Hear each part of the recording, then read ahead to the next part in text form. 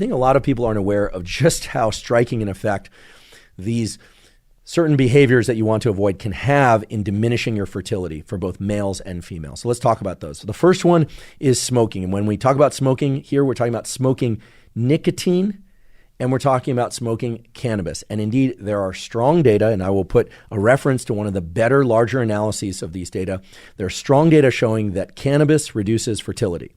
Now, I can already hear the screams from the back, although they're probably fairly drawled out screams from the back of people saying they smoke cannabis and they had no trouble conceiving. Certainly there will be exceptions, but whether or not you're male or female, smoking cannabis is a bad idea if you want to conceive a healthy child. Can you still conceive a healthy child while smoking cannabis? Probably certain people can. Many people will greatly decrease the probability of a healthy fertilization and pregnancy by smoking cannabis. There are excellent data to support that. As well, nicotine, both smoked or vaped, is going to disrupt the process of fertilization and can disrupt pregnancy dramatically. Okay, so just avoid it altogether. How does this happen? Well, it turns out that smoking increases what are called reactive oxygen species. This greatly disrupts the quality of the egg at the level of the spindle and mitochondria and a number of other features. And in the sperm, turns out that smoking doesn't necessarily disrupt the sperm directly, although it can cause DNA fragmentation, which can cause all sorts of abnormalities, can prevent fertilization, can lead to birth defects in the offspring. But more importantly, it increases what are called reactive oxygen species in the seminal fluid, in the semen that contain the sperm. This very, under normal circumstances, under healthy circumstances, beautifully orchestrated chemistry of fluid that allows the sperm to thrive in their trajectory and attempt to fertilize the egg and lead to a healthy pregnancy. So if you are a smoker and you want to conceive, the best advice I can give you is to quit smoking. And yes, that includes cannabis as well. Now, I am not somebody who believes that cannabis across the board is not useful. There are medical applications and other applications. I talk about that in an episode all about cannabis for health and disease. And notice health was in there too. So you cannabis smokers, don't come after me with, I guess, whatever it is, with bongs and pipes or whatever it is that you want, or with vapes. The point is that while it can be beneficial for certain populations, it's certainly bad for others. And if you're trying to conceive, it is bad for fertility and for a healthy pregnancy. Okay. Now that's smoking and vaping, by the way. Okay. Vaping is included there. Now the next category of don'ts relates to alcohol. Now everyone has heard that drinking during pregnancy is a bad idea. You may have heard, and some people have talked about the fact that there are cultures in which they allow, if you will, or even condone, sadly, 1 or 2 drinks while pregnant, provided it's just champagne or something of that sort. That is a terrible idea. I did an episode all about alcohol, both its potential health effects, of which there turn out to be 0. And yes, that includes red wine. It is far better to not drink at all. And if you're going to drink, the limit, if you're a healthy adult who's not trying to conceive, not pregnant, and you don't have issues with alcoholism, is probably 2 drinks per week total. That's right, 2 drinks per week total. And that's the level that you really should consider if you're a drinker, if you're somebody who's trying to conceive. However, for a woman who becomes pregnant, the total number of drinks that you should allow yourself per week while pregnant and breastfeeding is indeed 0. There is absolutely no evidence that one can, quote unquote, get away with drinking during pregnancy. And people say, well, I had a perfectly healthy child, but of course you don't know what the health of that child would have been had you not drank at all. Now, I'm not here with any generally strong stance against alcohol. I myself am somebody who has a drink every once in a while, although I don't consider myself somebody who has a strong proclivity for alcohol.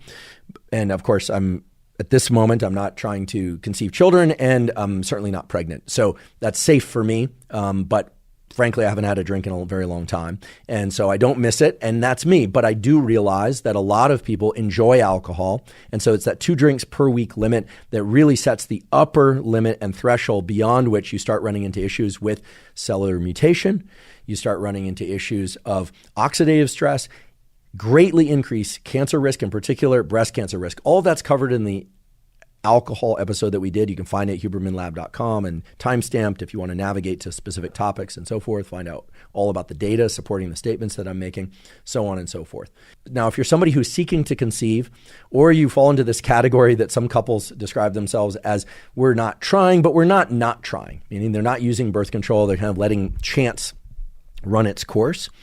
well, then you should definitely be aware of the data showing that even just one bout of so-called binge drinking, which is 5 to 6 drinks in a given night or half day in a 12-hour period, one bout of 5 to 6 drinks, if you're a woman or you're a man, greatly increases both the likelihood of mutations in the embryo that would result from a fertilization, and at the same time, for reasons that should be obvious to you based on all the biology we've talked about, a greatly reduced probability of fertilization. Now, that absolutely does not mean that you should use the ingestion of 5 or 6 drinks as a method of birth control.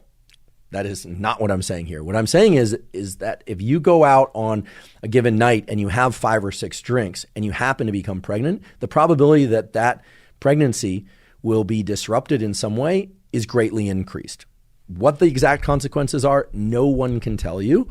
But also, if you're somebody who is interested in conceiving a child, well, then you absolutely should abstain from ingesting drinks more than 1 or 2 during the time in which you're trying to conceive, and ideally it would be 0.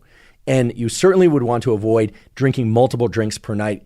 And so this idea of going out and having, 3 or 4 drinks or 4 or 5 drinks in a given night at a time in which you're also trying to conceive children, the biology tells us, the epidemiology tells us that this is just a terrible idea. It's going to reduce the likelihood of fertility and successful pregnancy. And if there is a successful pregnancy, the word success needs to be in quotes, right? I mean, I think every parent, every species for that matter, wants to increase the probability of having healthy offspring. And so to my mind anyway, and to the OBGYNs and the urologists that are focused on fertility that I spoke to, everyone will say, try as hard as you can to avoid these so-called binge drinking episodes. And again, these episodes are one night of consuming 5 to 6 drinks. Now, another important thing to remember in this context is that the negative effects of consuming 5 or 6 drinks in a given night extend over many weeks following the ingestion of that alcohol.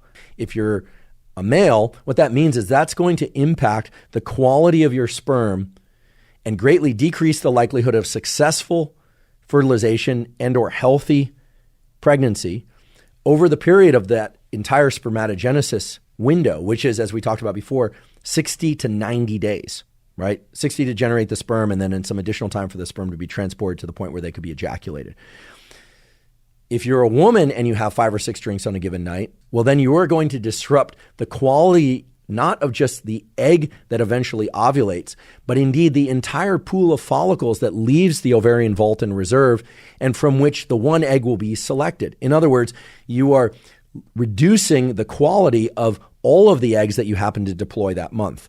Now, some of you who were really following the biology earlier might say, well, what if I have those 5 or 6 drinks during the time in which I'm menstruating, just in which there's bleeding present, and therefore I haven't yet ovulated?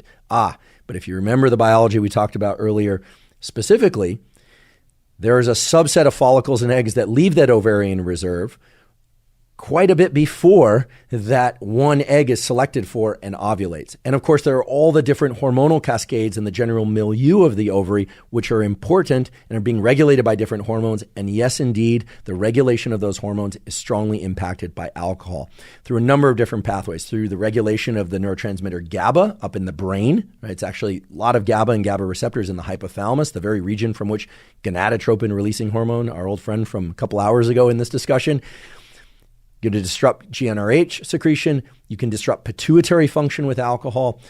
Again and again, what we're seeing is that consuming more than 1 or 2 drinks per week of alcohol is really detrimental to the entire process of fertility and the entire process of healthy pregnancy. And that's true from both the male side and the sperm, and it's true from the female side and the egg. So my simple advice on this is if you are wishing to have a healthy fertilization and pregnancy, the best thing to do would be avoid alcohol altogether. And if you're going to drink, to really limit that drinking to 1 or 2 drinks per week maximum.